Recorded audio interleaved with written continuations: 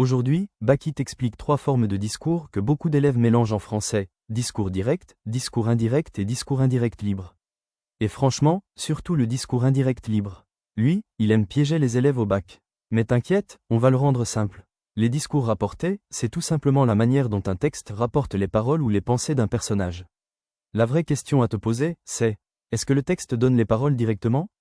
Est-ce qu'il les reformule? Ou est-ce qu'il mélange la voix du narrateur avec celle du personnage? Et là, tu peux reconnaître les 3 formes. Première forme, le discours direct. Là, les paroles sont rapportées exactement comme elles ont été dites. Tu reconnais souvent le discours direct grâce aux guillemets, aux tirets de dialogue, aux 2 points et aux verbes de parole.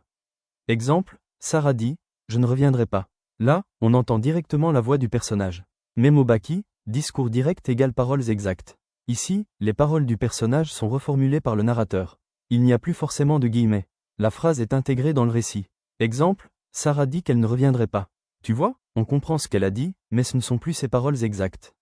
Même au simple, discours indirect égale paroles reformulées. Troisième forme, le discours indirect libre. C'est souvent le plus difficile, mais écoute bien. Le discours indirect libre mélange la voix du narrateur et les pensées ou paroles du personnage. Il n'y a pas de guillemets. Il n'y a pas forcément de verbe de parole. Mais on sent quand même la voix du personnage. Exemple, Sarah regarda la porte. Elle ne reviendrait pas, jamais. Là, le narrateur raconte, mais on entend aussi la pensée intérieure de Sarah. Même au Baki, indirect libre égale narrateur plus pensée du personnage. Récap très simple. Discours direct, les paroles sont données telles quelles. Exemple, je pars. Discours indirect, les paroles sont reformulées. Exemple, il dit qu'il part. Discours indirect libre, la pensée du personnage se mélange au récit. Exemple, il partait, enfin libre. Si tu retiens ça, tu peux déjà éviter beaucoup d'erreurs au bac. Au bac, ne dis pas seulement, il y a un dialogue. Ça, c'est trop faible. Dis plutôt, le discours direct rend la scène plus vivante. Ou, le discours indirect montre que les paroles sont intégrées au récit. Ou encore, le discours indirect libre rapproche le lecteur de la pensée du personnage.